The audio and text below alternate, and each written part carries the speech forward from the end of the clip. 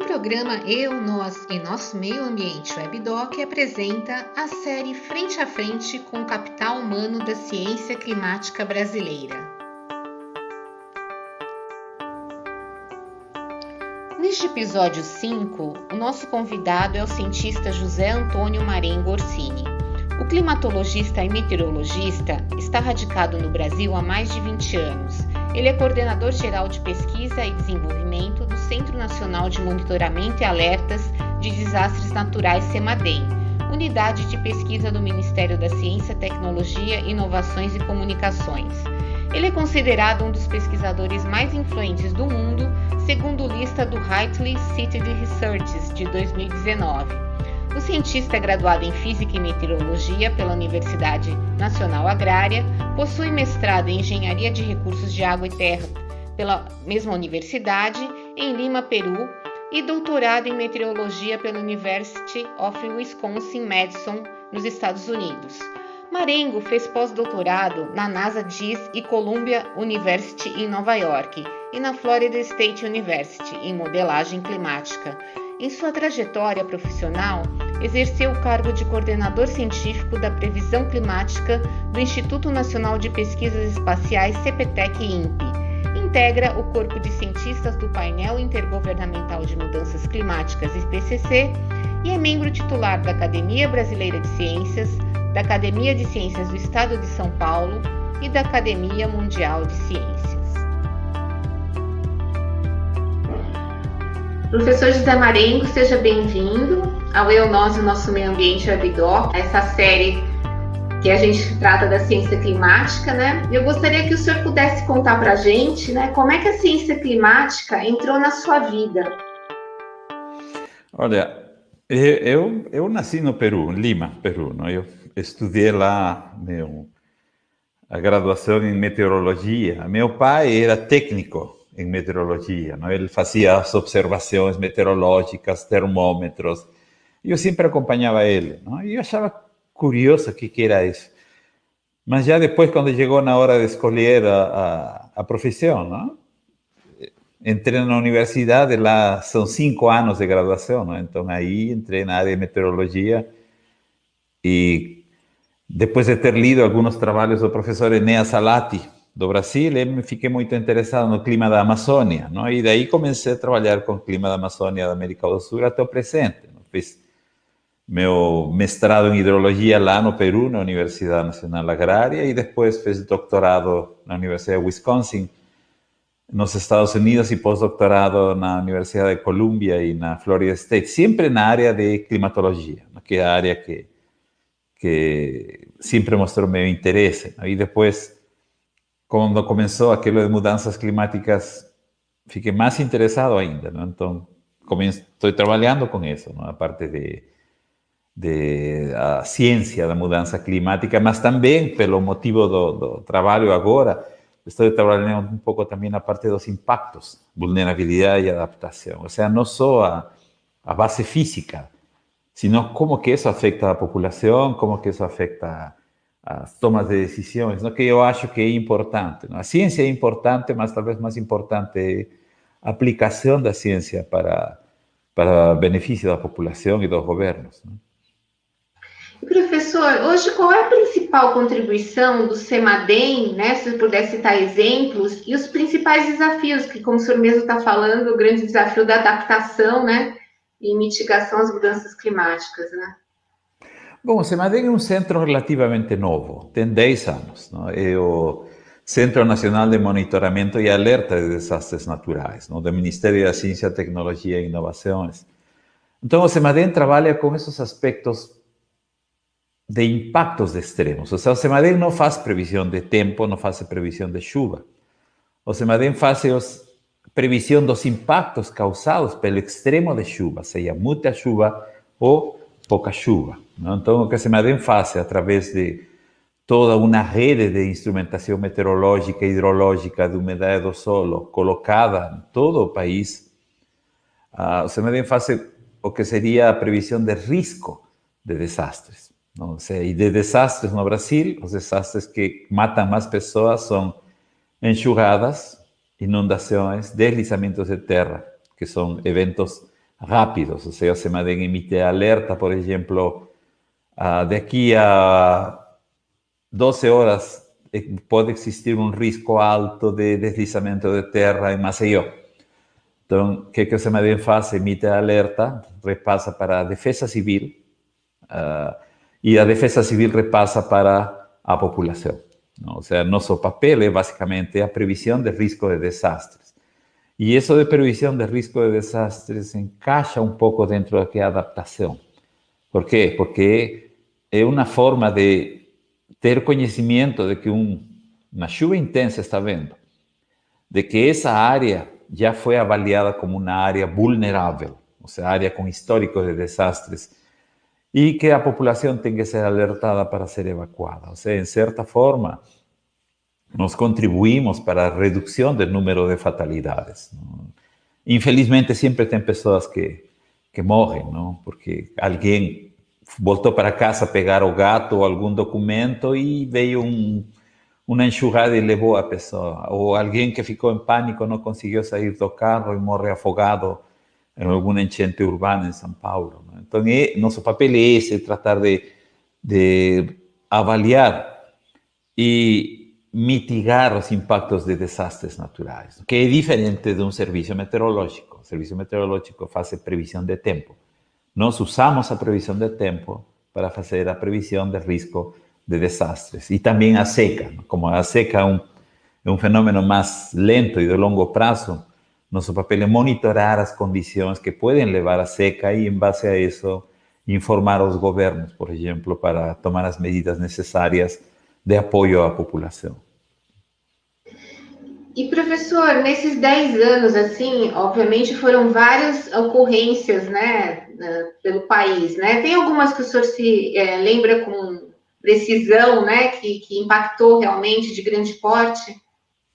Olha, o CEMADEN foi criado justamente durante o governo Dilma, depois do desastre da Serra de Rio, em janeiro de 2011, não? Onde a presidente falou, olha, como é possível? Nós temos supercomputadores de grande tecnologia e brasileiros estão morrendo como consequência disso. Mas, de qualquer forma, falaram de que isto é diferente de uma previsão de chuva, porque você pode ter chuva intensa numa área onde não existe população, mas não acontece nada com a população, porque não tem.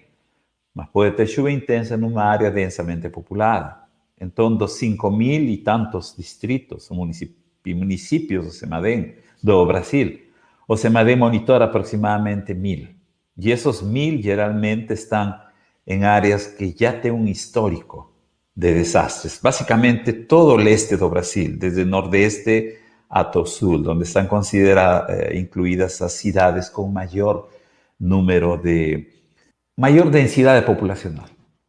Não? E entre os desastres que temos, sempre temos São Paulo, onde o número de dias está com chuva acima de 100 milímetros está aumentando. Em 2020 teve um extremo de chuva em Belo Horizonte. A chuva foi mais intensa que aquela da Serra de Rio de janeiro de 2011, mas pouquíssimas pessoas morreram, ou ninguém morreu basicamente, porque o CEMADEN fez um monitoramento do fenômeno, avaliou o risco, repassou para a Defesa Civil e a população foi alertada. Então sempre tem esse tipo de eventos, não, que acontecem e realmente, não digo que o CEMADEN é como a vacina, não? A vacina não tem 100% de garantia de que ninguém vai morrer, mas por lo menos tentar de reduzir ao máximo possível essa exposição a desastres, não? E a ideia é não empurrar a população, tirar elas de casa como se fossem gado, não.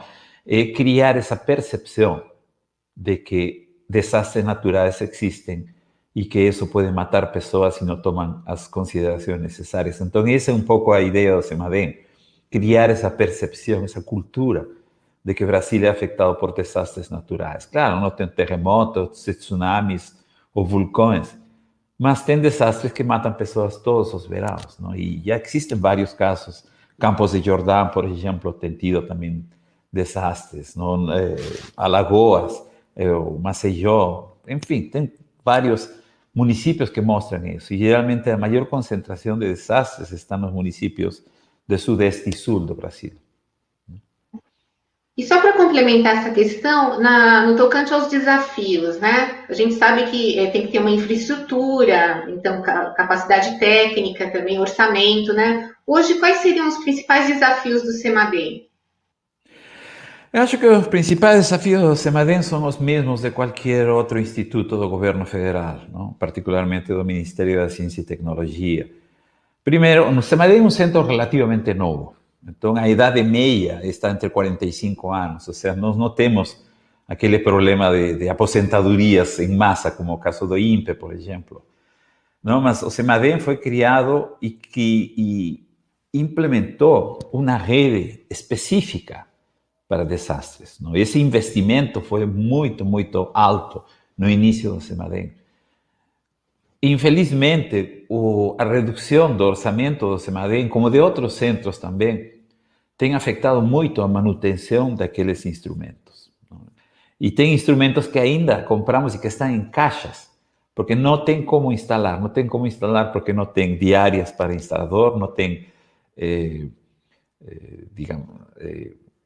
formas técnicas de levar os equipamentos, caminhões. Então, esse é um calcanhar daqueles aqui, não? Ou seja, nossa rede, estamos tentando de manter o máximo possível, e nossa rede aqui do CEMADEM, em conjunto com a rede do INEMET, do INPE e outras, nos dão uma visão geral de que áreas podem ser afetadas e nos dão uma visão mais clara ainda de como que a chuva pode afetar esta região, não? Já seja uma região urbana ou uma região rural, não? E só para dar um exemplo, por exemplo, na crise de 2014, o CEMADEM, por ordem do governo, começou a fazer um monitoramento no sistema Cantareira. Não? E naquela época existiam só 2 estações meteorológicas, que não ajudam em nada. Então, o CEMADEM colocou 29 estações. E aí, agora, nós temos já um monitoramento claro de como que é a chuva, e fazendo uso de modelos, podemos projetar ou podemos simular, por exemplo, qual que seria equivalente dessa chuva em vazão e quanto que essa vazão alimenta o nível do Cantareira, e ver como que esse nível de Cantareira, que está cada vez mais baixo, infelizmente, pode ter um impacto na população caso não chover no verão do próximo ano. Não? Ou seja, eu diria que talvez a rede, da manutenção da rede do CEMADEM, isso é um dos problemas que nós temos. Professor, agora a gente vai falar sobre o 6º relatório, né, do painel intergovernamental de mudanças climáticas, que é recente, né, a publicação. Eu gostaria que o senhor pudesse dar um parecer a respeito, né, e comparar com os anteriores, se mudou algo mais drástico ou não, continua da mesma forma, né? Quais seriam os pontos que o senhor destacaria, né, em relação a esse 6º relatório? Olha, o primeiro relatório foi publicado em 1990, não? E 31 anos depois veio o 6º relatório. Eu comecei a participar a partir do 2º relatório, quando ainda morava nos Estados Unidos e entrei como autor contribuidor. E daí eu tenho participado regularmente, já seja como autor contribuidor, lead author, que significa autor, o coordinated lead author, que significa autor principal, não? E o review editor. Y lo que da para ver primero es que en 1990 se colocaba así, por ejemplo, ¿es posible que la actividad humana afecte el sistema climático? Es posible. Y ahí después comenzó, es probable, es muy probable, y más ahora ya se afirma con todas las evidencias estadísticas, ¿no? Porque hacer una afirmación no es solo pegar una bola de cristal y decir o hombre o culpar o hombre, no. Es decir, de que o aquecimiento observado en los últimos 20 años es realmente mayormente gerado por actividades humanas, ¿no? O sea, el aquecimiento global es un proceso natural. Siempre existió, con ausencia del ser humano, ya teníamos aquecimiento global y aumento de CO2 en aquella época por causas geológicas, mas ese aquecimiento en los últimos 20 años amplificó, aumentó como consecuencia de las actividades humanas. O sea, las actividades humanas no geraram um aquecimento. As atividades humanas pioraram o aquecimento. E um dos impactos do aquecimento global é justamente a frequência de extremos. E quando falamos de extremos, estamos falando de ondas de calor-frio, secas, enchentes, furacões, ou seja, tempestades em geral, elevação do nível do mar, que essas são as componentes físicas, não? E mudança nessas componentes físicas, aí você pode ter impactos na biodiversidade, na agricultura, na saúde, não? E também em relação a 31 anos atrás, nós temos uma maior quantidade de observações meteorológicas, não? Passam de 40.000, quando antes não chegavam nem a 1.900, não? Ou seja, se recuperam dados que antes estavam no papel. Agora os serviços meteorológicos digitalizaram todo isso e de mais fácil acesso. Atualmente, já desde o quinto relatório, se considera muito as reconstruções do clima do passado. Ou seja, sedimentos, anéis das árvores, que permitem ter uma ideia como foi o clima do passado. E, obviamente, os modelos climáticos.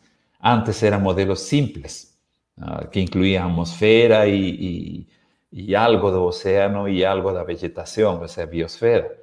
Mas agora, com o poder supercomputacional, com supercomputadores mais baratos, maior número de pessoas trabalhando com modelagem, agora nossos modelos são melhores, a resolução espacial, ou seja, o tamanho da grade do modelo é maior.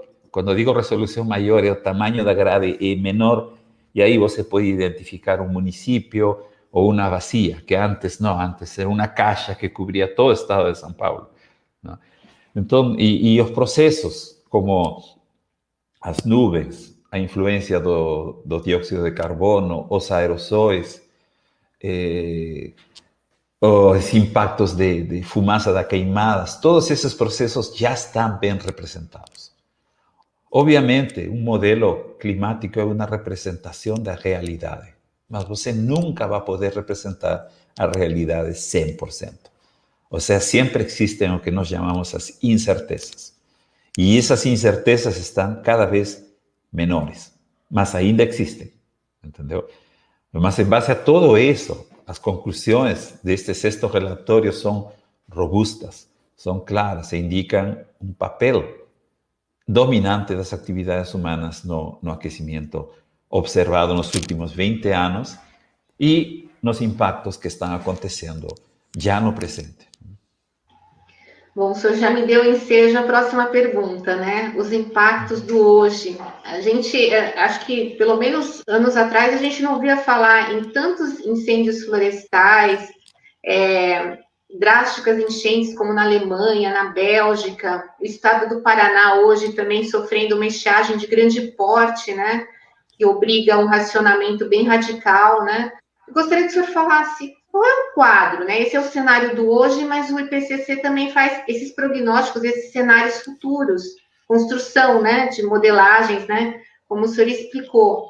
Fale um pouquinho, por favor, a respeito. O que a gente pode observar no hoje que pode se identificar como mudanças climáticas de fato, né? Já uma referência às mudanças climáticas. Olha, antes de nós falar de mudanças climáticas, porque quando uno pensa em mudança climática, pensa no futuro. E a comunidade científica mundial já tem feito estudos de tendências, por exemplo. Ou seja, utilizando dados de temperatura, de chuvas, já dá para ver, nos últimos 50, 60 anos, que os extremos de temperatura estão aumentando, por exemplo, que as temperaturas máximas estão aumentando, mas as temperaturas mínimas estão aumentando ainda mais. As chuvas, por exemplo, aqui na região do sudeste do Brasil, sudeste da América do Sul, estão aumentando, mas estão aumentando na forma de extremos de chuva. Então, quando falamos de extremos, é chuvas em poucos dias, depois vem 1 ou 2 semanas muito secas, muito quentes, depois uma chuva intensa. Isso já está sendo observado na realidade, não? O ano passado nós tivemos 30 furacões no Atlântico Norte.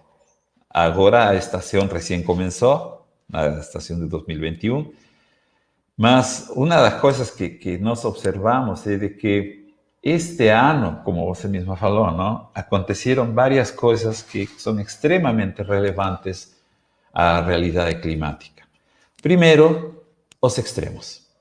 No hemisfério norte, como você mesma falou, nós temos, por exemplo, as ondas de calor que afetaram a Califórnia, os Estados Unidos, e como consequência da onda de calor veio a seca e aumentou o número de casos de fogo. Mas já tem acontecido ondas de calor antes nessa região. Ou talvez o curioso foi em Canadá. Canadá, a região afetada pela onda de calor, temperaturas de quase 49 graus. Essa região não tem histórico de ondas de calor. Entendeu?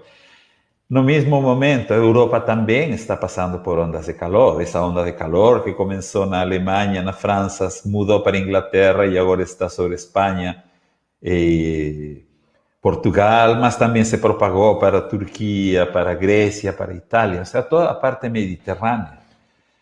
E com o calor vem os extremos, não? Com uma atmosfera mais quente, em algum lugar está seco e gera risco de fogos, mas por outro lado está chuvoso. E aí nós temos as chuvas intensas que aconteceram na Europa, na Alemanha, Bélgica, na China, na Índia, não? Então, é uma combinação de extremos. E depois veio o relatório do IPCC, que basicamente falou, nós avisamos disso, que ia acontecer e já está acontecendo agora. E agora vem a negociação na COP26. Então, é uma mensagem que a Mãe Natureza nos manda, porque se você lembra aí a primeira-ministra da Alemanha, Angela Merkel, depois das enchentes, falou, não, a Alemanha vai combater a mudança climática. Mas se não tivesse acontecido essa enchente, possivelmente nada disso teria acontecido, não? Ou seja, a natureza nos dá essas chibatadas, essas mensagens para dizer, façam alguma coisa. De outra forma, vocês pagarão as consequências, não? Então, e aqui na América do Sul também, no hemisfério sul. Na América do Sul nós tivemos um inverno com 3 ondas de frio, não? Aumento de neve em algumas áreas andinas, mas segundo a previsão agora vem uma onda de calor, não? Então nós estamos com esses extremos subindo e descendo, e aquela crise hídrica que está afetando o Pantanal, por exemplo, desde 2019 já está com uma seca, 2020, 2021, não? Então já são 3 anos de seca no Pantanal, o número de fogo aumentou. Então, essa situação de crise hídrica na região sudeste, por exemplo, isso já vem sendo observado desde 2014. Ou seja, após 2014, a situação não se recuperou. Choveu em algum mês, choveu muito mais acima da média, mas os restantes, a chuva foi bem menor que a média. Ou seja, a situação já tinha começado antes. Entendeu? Ou seja, algo de longo prazo. E se não começar a chover em outubro, que é a época que chove na região, aí vamos a ter problemas. Podemos chegar a racionamento de água, não? No caso da energia, em 2001 se falava do apagão, mas depois de 2001 se construíram usinas termoelétricas. Essa está salvando um pouco a situação. É claro que a usina termoelétrica consome combustível fóssil e gera gases de efeito estufa, além de uma energia muito mais cara. Mas essa é a única solução que apareceu por aí, não? Claro que existe energia solar, eólica, mas isso não é, digamos, a maioria da fonte de energia. A maioria da fonte de energia é hidroelétrica e quando faltar, entram as usinas. Então, essas situações extremas, não? E o pior, aquela situação de seca no sudeste, centro-oeste, afeta a maior parte dos grandes rios da América do Sul. Por quê? Porque os mananciais do Rio Paraná, do Rio São Francisco, estão na região sudeste. Estamos trabalhando com colegas da Argentina, produzindo um relatório sobre a seca do Paraná, porque assim como o estado de Paraná está sendo afetado, Rio Grande do Sul, São Paulo, a cidade de Rosário, na Argentina, mostrou níveis baixíssimos do Rio Paraná. Então, é uma situação transfronteiriça. Não? Por quê? Porque não choveu na cabeceira do rio, aqui no Brasil, e os impactos estão se sentindo fora do Brasil. Não? E veja que em áreas continentais, o Rio Paraná, o Rio Paraguai são o transporte para exportação e importação de grãos e de minérios. E com isso, o impacto na economia é muito grande. Então, realmente, este ano está mostrando exemplos de extremos que poderão ser mais frequentes e intensos no futuro se o aquecimento ultrapassar os 2 graus. Ou seja, é uma amostra, mas que não significa que nós já entramos num novo clima, senão é como uma doença. Você sente os sintomas, está espirrando, não sente olfato, está começando a desenvolver Covid, mas ainda não desenvolveu a Covid. Então, é um momento do tratamento. Então, por isso que a COP26 vai tentar de reforçar o que foi decidido no Acordo de Paris em 2015, ¿no? Que os países reduzam suas emissões de gases de efeito estufa e que reduzam o desmatamento, porque ultrapassando os 2 graus centígrados de aquecimento global, realmente vai fazer a adaptação muito cara ou impossível em alguns lugares. Bom, professor, com relação à questão da COP26, que vai ser em Glasgow, né, na Escócia, né, em novembro, foi até atrasada, né, devido à pandemia, né, deveria ter ocorrido o ano passado também. A gente vê que há um grande, vamos dizer assim, alerta, né, dos cientistas, como o senhor também, que chegar nesses 2 graus está bem difícil, né? Há cenários que são construídos com muito mais elevação, né, da temperatura média. Sim. E dentro desse sexto relatório, a América do Sul tem um destaque com eventos mais extremos ainda e temperaturas mais altas. Até eu gostaria que o senhor complementasse isso, né? Que foi colocado já no sexto relatório. Sim, justamente aquela tendência que falei, por exemplo, de aumento de chuva no sudeste do Brasil, sudeste da América do Sul, continua sendo projetada para o futuro, não? Mas o problema não é tanto, você diz, tudo bem, vai chover mais, então está bem, porque vai ter energia e tudo. Não, o problema é que os extremos de chuva vão ser mais dominantes, ou seja, vai chover muito em poucos dias. E juntamente com o aumento da temperatura, essa situação pode não impedir que se apresentem secas na região, não? E áreas, por exemplo, que aparecem claramente com projeções de secas para o futuro, 2050 na frente, são o sul do Chile, que atualmente está sofrendo do que chamamos a mega seca de Chile nos últimos 20 anos. Nordeste do Brasil, centro-oeste e leste da Amazônia. Ou seja, aquelas regiões que os modelos mostram aumento na seca, neste ano já estão acontecendo. Entendeu? Então, todo esse tipo de projeções, se a média global é de 2 graus, nos continentes, incluindo a América do Sul, esse aquecimento pode ser maior. Se nós chegamos, por exemplo, a um planeta onde o aquecimento global seja 1,5 graus máximo, a temperatura na centro-oeste do Brasil, Amazônia, que é a região mais continental, pode chegar a menos de 2 graus. Mas se o aquecimento passa dos 4 graus global, a região centro da Amazônia e centro-oeste, o aquecimento pode ultrapassar os 4 ou 6 graus. Entendeu? E esse aquecimento acima de 4 graus, esse que é perigoso, porque se pode levar a situações como, por exemplo, o colapso da floresta amazônica, não? Que atualmente é um sumidouro de carbono, mas que pode ser fonte no futuro. Menos chuva, altas temperaturas, baixa secura do ar, que é a receita ideal para um altíssimo risco de fogos, não? De queimadas. Mas queimadas não só acontecem na Amazônia, acontecem também no Cerrado, acontecem também na Caatinga, não? E a outra possibilidade é que o processo de aridificação, ou seja, na Caatinga, no interior do semiárido, é um ecossistema semiárido. Semiárido significa chove metade do ano, a outra não chove. Com uma mudança climática intensa, 4 graus ou mais, pode parar de chover e isso que seria semiárido passaria a ser árido. E aí a Caatinga já não existiria mais como Caatinga, senão passaria a ser um tipo de clima mais de deserto, no, cactáceas. E aí a degradação ambiental, junto com a aridificação pode levar a um processo de desertificação. E esse processo de desertificação é como câncer. Começa e não tem quem pare. Então, uma das maiores preocupações é essa. Porque o semiárido, a população do semiárido talvez seja a mais vulnerável socialmente.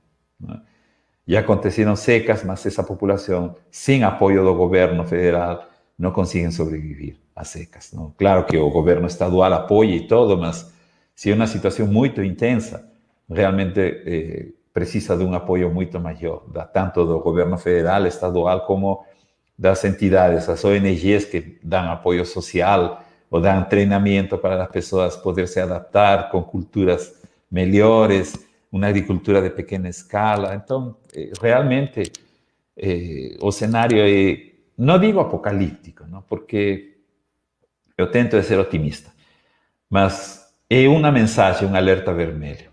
Não? Então, nestes momentos, com toda essa evidência científica, quando aparecem estes senhores dizendo de que a mudança climática, o efeito humano, isso é patético e todo, fazem um desserviço para a ciência. Ou seja, negar o que já existe. É como negar a epidemia da Covid. Uma gripezinha.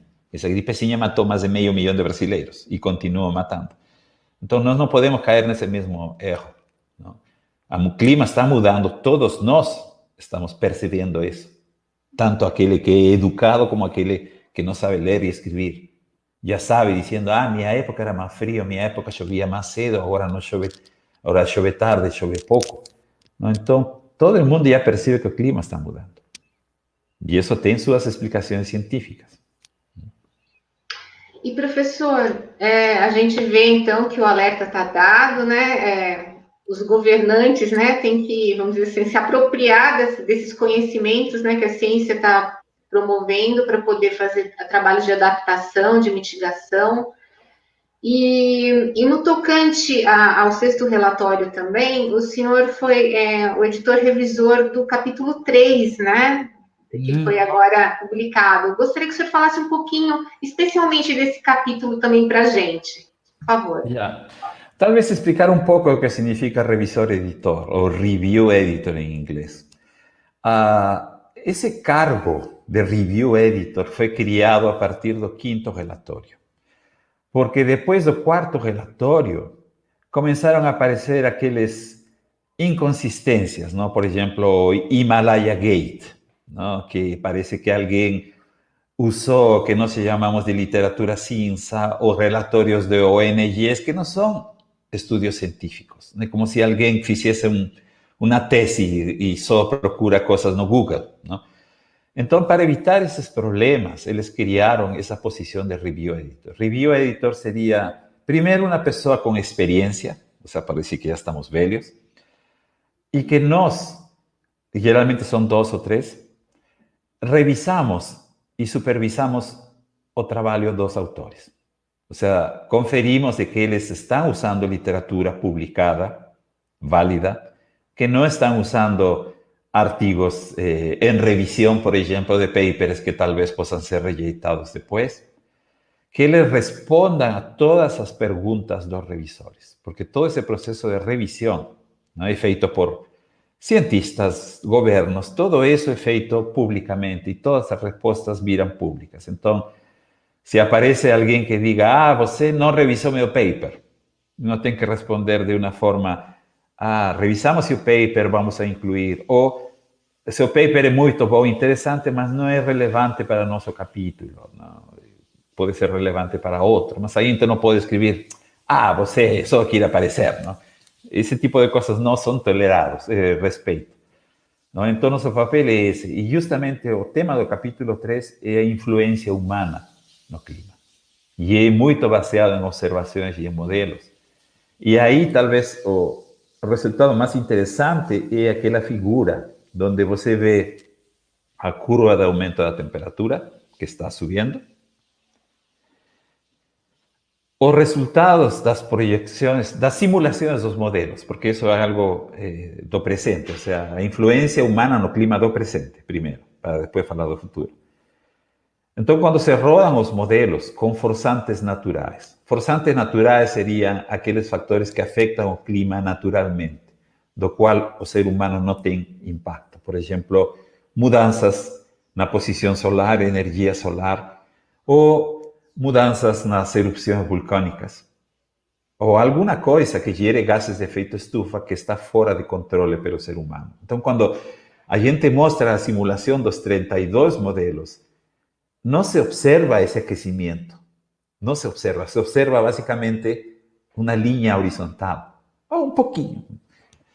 Mas cuando além das forzantes naturais, nós incluímos as forzantes humanas, ou seja, a liberação de gases de efeito estufa,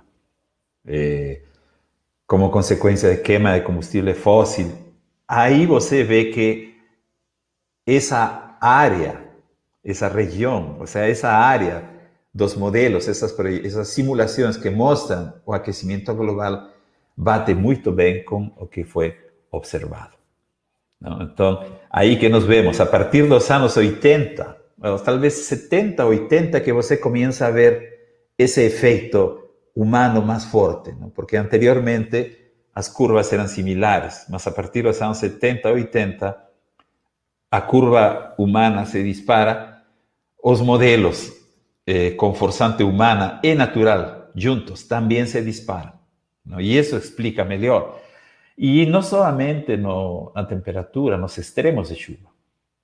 Similar análise foi feito, por exemplo, os extremos de chuva estão aumentando, mas a forçante natural somente não mostra esse aumento. Mas quando você mistura forçante natural e forçante humana, aí você vê que os extremos de chuva são bem explicados pelos modelos com uma combinação de forçantes naturais e humanas. Não? E claro, isso que eu coloquei da forma mais simples, não? Simples, porque tem uma série de técnicas estatísticas que eu mesmo não consigo entender às vezes, mas que mostram isso que nós chamamos fingerprint, ou seja, a impressão digital. Não? E isso é talvez a parte mais importante, porque baseado nisso é que se atribui, que o processo é chamado atribuição, se atribui ao ser humano a responsabilidade do papel importante no aquecimento global observado nos últimos 20 ou 30 anos. Bom, está definitivamente provado que a ação antrópica, né, que tanto se fala, é uma realidade, né? Não temos mais o que descartar, né? Então, acho que esse que é uma das mensagens principais, né, desse sexto relatório. Isso, E professor, nesse sexto relatório, achei interessante que também tem um atlas interativo. Sim. Eu gostaria que você explicasse um pouquinho para a gente, né, como é que ele contribui e como nós, né, enquanto cidadãos, podemos também, vamos dizer, usar as informações da melhor forma, né, que estão constantes nesse atlas. Ok, desde o início, o IPCC, as análises do IPCC são globais, todo mundo, entendeu? Mas depois começou a fazer-se ênfase em regiões. Então, no início, por exemplo, a América do Sul era dividida em duas regiões, norte da América do Sul e sul da América do Sul. Só que a participação de pessoas de fora do hemisfério norte era reduzida, não? Porque alguém da América do Sul sabe que você não pode misturar a costa árida do Peru com os Andes, com a Amazônia e com o Nordeste semiárido. Não pode misturar. Mas depois já começaram, a partir do quarto, quinto, sexto, começar a trabalhar com regiões. E essas regiões já são mais certas. Nordeste do Brasil, que é chamado Nordeste da América do Sul, o sul dos Andes, a Bacia do Prata. Então, com esse atlas interativo, você pode entrar diretamente no website do IPCC e dizer, por exemplo, eu quero ver um mapa desta região. Você clica e aparece para a região que você quiser. Eu quero ver a série de temperatura observada e projetada. Você clica e aparece. Ou seja, você interage com o sistema. Não? Você pode criar seus próprios mapas para suas próprias regiões e baixar isso e utilizar em algum relatório ou algum paper ou alguma coisa. Não? Isso é uma novidade, não? Porque antes, no quinto relatório, o Atlas era impresso. Não? Existia também digital, mas já estava fixo. Só que agora é dinâmico. Você pode ir clicar em qualquer momento que quiser e baixar um mapa. Ah, por exemplo, eu estou interessado em América Central. Clica América Central, escolhe a variável, escolhe os modelos, se quer a média dos modelos ou um modelo em especial, a variável que você quiser. E aí você faz a tua figura, a tua série de tempo, qualquer análise estatístico que o Atlas permite. Então, isso é uma novidade realmente. É a primeira vez que o IPCC estableceu esse tipo de Atlas. Faz tempo que se pensava nisso, mas esta é a primeira vez que sai, não? E como produto. E o interessante é que todos os resultados do Grupo 1, incluindo o Atlas, vão servir de base para o relatório do Grupo 2, que tem que ver com impactos, vulnerabilidade e adaptação, que deverá ser liberado agora em fevereiro de 2022. Então, já existe essa conexão entre os 3 grupos de trabalho, que antes era meio difícil, não? Mas agora sim existe, não? Porque o pior que pode acontecer é que o Grupo 2 fale uma coisa que o Grupo 1 diz que não. E isso aconteceu no passado, nos primeiros relatórios.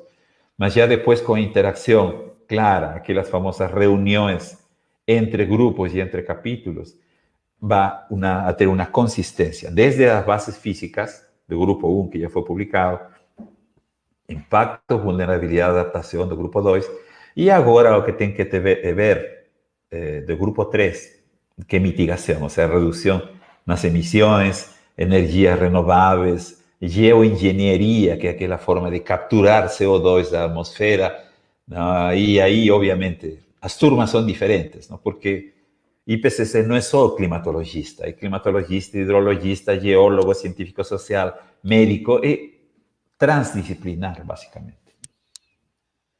Isso é muito importante, né, que as pessoas saibam, né, que tem um grupo muito grande, né, de cientistas do mundo inteiro, né, e esses trabalhos são apurados, né, com rigor, né, para justamente chegar a esses resultados.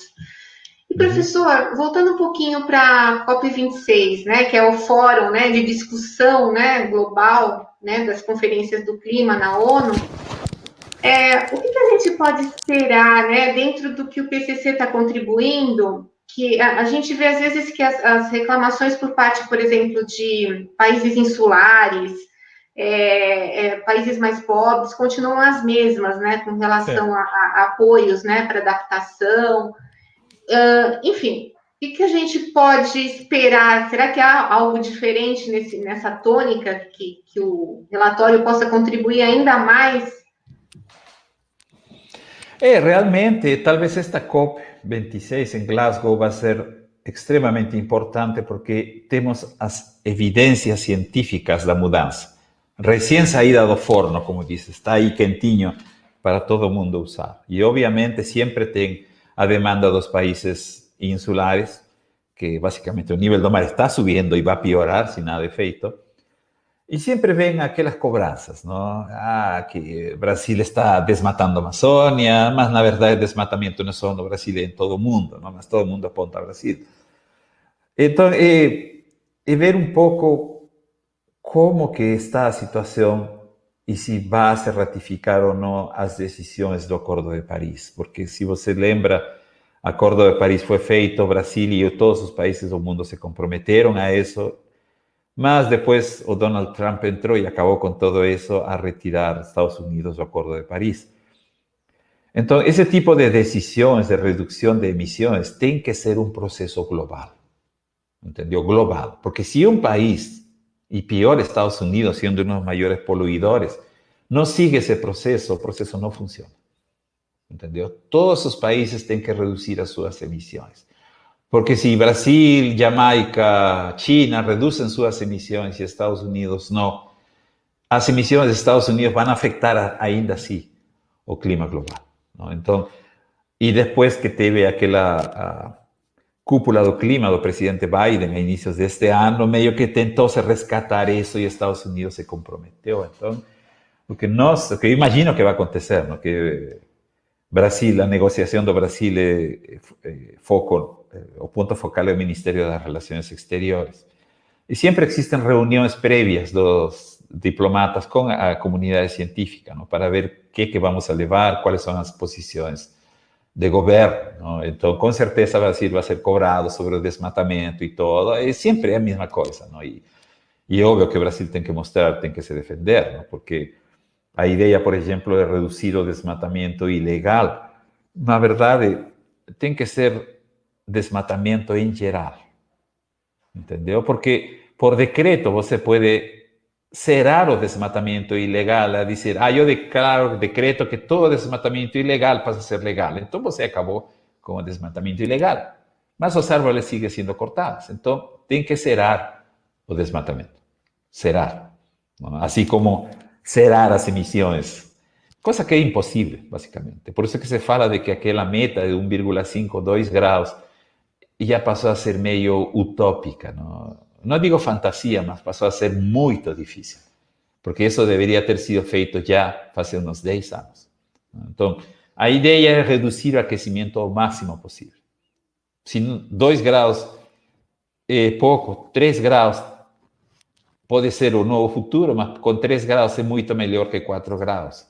Ainda é ruim, mas é menos pior que 4 graus. Então, eu acho que em vista de todos esses extremos que está acontecendo agora, vai ter muita matéria para discussão e os países vão ter que se preparar para compromissos ambientais fortes, não? E, infelizmente, em muitos países, esses compromissos dependem dos governos. Acaba um governo, entra um outro governo, Estados Unidos foi o caso mais claro, não? Donde os compromissos não foram respeitados, porque foi outro governo que declarou. Então, essas coisas têm que acabar, não? Porque a natureza não é assim. A natureza, você não volta a estar caseiro. Você já começou e tem que avançar e resolver o problema. E, infelizmente, alguns países não têm feito isso, particularmente Estados Unidos, no governo Trump. Mas vamos ver agora, não? Realmente existe muita expectativa sobre isso, não? Eu sei que o IPCC vai fazer um lançamento, uma apresentação formal lá, que muitas ONGs do Brasil e do mundo vão participar e vão insistir nessa mensagem do IPCC. O problema das COPs é que são dezenas de milhares de pessoas, não? Eu já participei delas, algumas delas, e são dezenas de milhares, e tem milhares de eventos paralelos, simultâneos. E, obviamente, as decisões e as reuniões políticas são fechadas somente para representantes oficiais, que são pouquíssimos. Então, vamos ver se a pressão internacional realmente ajuda bastante nisso, não? Porque a agenda ambiental, se não agimos agora, pode ser um pouco tarde.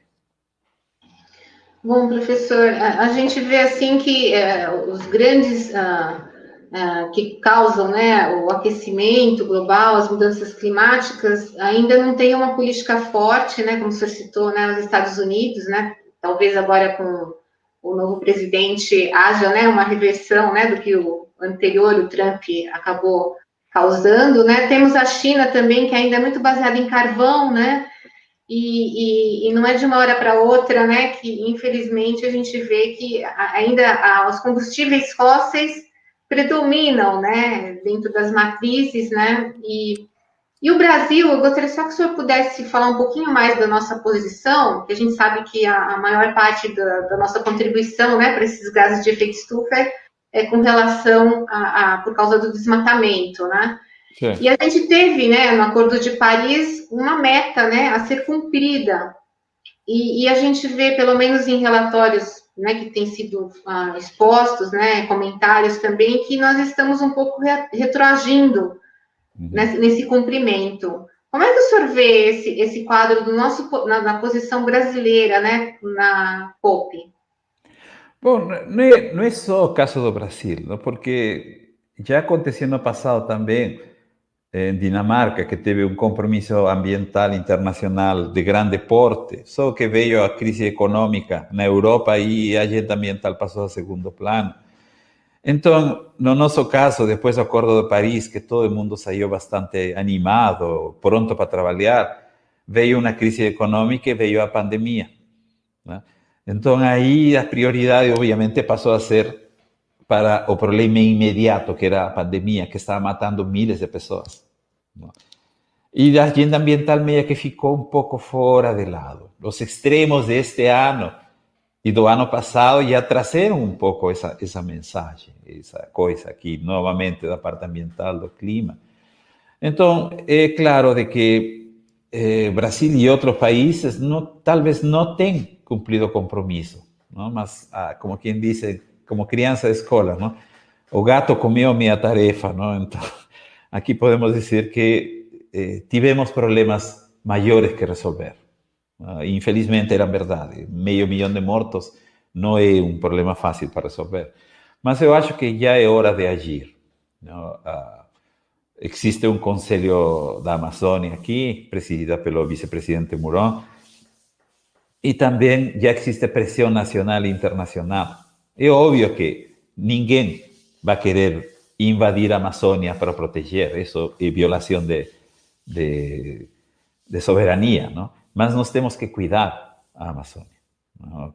E isso inclui também a biodiversidade e a população dos indígenas morando lá, porque tem muitos estudos que mostram que a floresta em pé dá mais lucro que cortando, porque você corta para pegar uma árvore de madeira nobre, você corta como 40 árvores por aí que não são boas, e esses árvores ficam aí, se secam, vem uma seca e são material combustível para fogo, quando na verdade poderia ser aproveitado melhor com ecoturismo e outros tipos de benefícios para a população local. Então falta um pouco, eu acho que essa visão, não? De que a floresta vale mais em pé que cortada. E não é só a floresta, cerrado também, cerrado é talvez o ecossistema que mais pega fogo, não? Então, o que falta um pouco é essa situação. Temos que ver, obviamente, o que Estados Unidos, China e os países da União Europeia vão a falar, porque isso é extremamente importante. O Brasil não pode prometer muita coisa se os outros não prometem nada, não? Então, tem que ser uma posição equilibrada, uma posição certa. 2022 vamos a ter eleições. Será que o governo muda ou não muda? De qualquer forma, isso é outra variável na equação, não? Porque a posição ambiental do Brasil depende muito dos governos. E isso que é extremamente importante. O sea, na COP vai ser discutido todo isso. Agora, eu não sei se na COP vai vir um decreto mundial. Eu duvido muito, porque a participação de cada país é soberana, não? A COP não tem esse poder político de mandar coisas, não? E os países vão ter que ver exatamente o que vai a ser feito, mas é extremamente importante, e particularmente neste ano que acontecem esses extremos e que acontece a liberação do relatório do IPCC, explicando esses extremos, entendeu? Ou seja, esta é a melhor oportunidade para dizer que a ciência já forneceu o que tinha que fornecer. E aquele que não acredita na ciência, bom, simplesmente não ver o que está na frente e vai ser um retrocesso, realmente, para aqueles países que não acreditam na ciência, para aqueles países que dizem que a mudança climática não existe, que foi inventado pelo comunismo, imperialismo, sei lá, todas aquelas tendências que estão por aí de moda, não?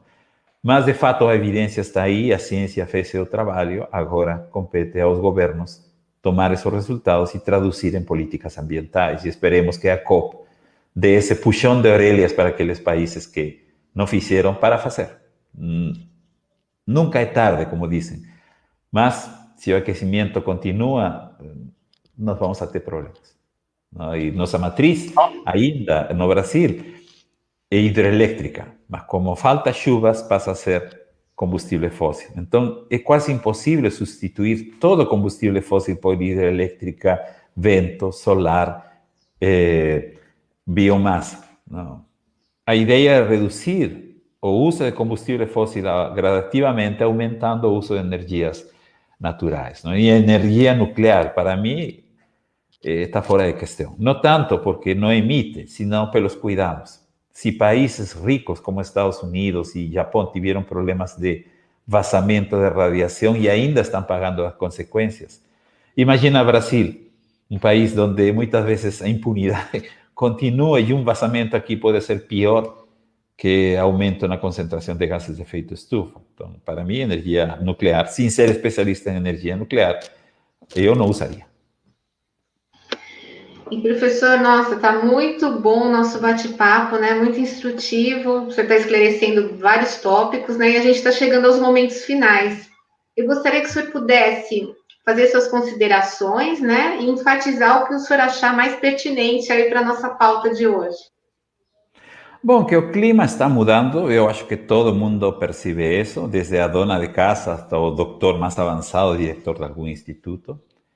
O IPCC mostra evidências científicas sólidas e fortes de que essa mudança nos últimos 20 anos é dominada por ações humanas, de que temos que fazer alguma coisa para reduzir o impacto dessas ações humanas na emissão de gases de efeito estufa, para reduzir o aquecimento e reduzir os impactos dos extremos, e que realmente a situação é de uma injustiça climática, ¿no? Países pobres que não poluem são aqueles que vão pagar as consequências. Porém, nós vemos que a natureza é democrática. Quando ela manda um incêndio, pode ser em um país pobre como a República Dominicana, bueno, não tão pobre, não, mas países da América Central são muito vulneráveis. Como pode ser no rico Estados Unidos ou na Alemanha. Você vê enchentes na Alemanha, imagens que ressemblam muito aqui às enchentes e deslizamento de terra no Vale do Itajaí em 2008. Ou seja, quando chega um extremo, ele pode afetar países ricos ou países pobres, matando pessoas de países ricos ou países pobres. É claro que talvez os mais impactados são os países pobres, mas quando desastres associados a extremos acontecem, qualquer região do mundo é vulnerável. A ciência já forneceu as evidências. Agora é tempo dos governantes tomar essa informação e colocar a sério e colocar políticas ambientais de proteção à população. É para isso que pagamos impostos, não é? Bom, professor, gratidão por sua participação. Eu que agradeço pelo convite.